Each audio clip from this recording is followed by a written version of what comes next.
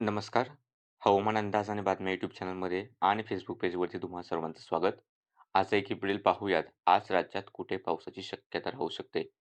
हा अंदाज वैयक्तिक आहे. काही कारणामुळे किंवा मॉडेल्स जर काही बदलले तर अंदाज सुद्धा बदलू शकतो. तर सध्या जर आपण पाहिलं तर कमी दाबाचा जो पट्टा आहे तो दक्षिणेकडून आपल्याला मराठवाड्याच्या आसपासून इकडे विदर्भाकडे गेलेला दिसतोय आणि इकडे उत्तरेकडे पश्चिमी आवर्त सुद्धा एक नवीन येतोय. त्यामुळे पुन्हा एकदा पावसाचे वातावरण अनुकूल होते. आजपेक्षा उद्यापासून पावसाची व्याप्ती तीव्रता जास्त राहील. सध्या आपण महाराष्ट्राला पाहिलं तर विशेष ढग नाहीत. मुंबई, ठाणे, पालघरच्या आसपास, रायगडच्या आसपास ढग आहेत. तिकडे नंदुरबारच्या आसपास ढग आहेत. पण विशेष हे ढगही नाहीत आणि इतर राज्यात कुठेहीच ढगाळ वातावरण नाही. स्वच्छ सूर्यप्रकाश पाहायला मिळतोय. आणि येत्या 24 तासातील जर आपण शक्यता पाहिली, हा अंदाज 24 तासासाठी आहे. म्हणजे उद्या सकाळी 8:30 पर्यंतसाठी सुद्धा हा अंदाज लागू राहील.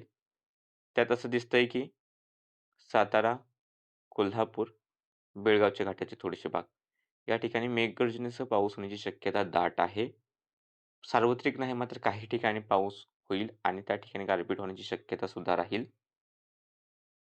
त्यानंतर बीड, धाराशिव, लातूर, हिंगोली, परभणी याही ठिकाणी एक दुसऱ्या भागात सार्वत्रिक नाही, एक दुसऱ्या भागांमध्ये मेघगर्जनेसह पाऊस किंवा हलकी गारपीट होऊ शकते. छत्रपती संभाजीनगर शहराच्या आसपासही गडगडाट आणि एक दुसऱ्या ठिकाणी पाऊस किंवा हलकी गारपीट होण्याची शक्यता राहील. त्यानंतर नाशिकचे काही भाग, धुळे, नंदुरबारचे काही भाग, अहिल्यानगर आणि पुण्यातील काही भागांमध्ये सर्वाधिक नाही मात्र काही ठिकाणी मेघगर्जनेसह पाऊस किंवा एखाद्या ठिकाणी गारपीट होण्याची शक्यता बनू शकते. त्यानंतर रत्नागिरी, सिंधुदुर्ग, गोवा, रायगडचे पूर्वेकडील म्हणजे घाटाच्या आसपासचे भाग या ठिकाणी जर का हे घाटाच्या आसपासचे ढग थोडेसे पश्चिमेकडे आले, तर थोडासा गडगडाट होऊ शकतो. ते ढग नाही आले, तर मग जास्त काही शक्यता नाही. तसेच जळगाव, बुलढाणा, अकोला, वाशिम, हिंगोलीचे राहिलेले भाग, जालन्याचे काही भाग, यवतमाळ, अमरावती, वर्धा, नागपूर, भंडारा, गोंदिया, गडचिरोली, चंद्रपूर.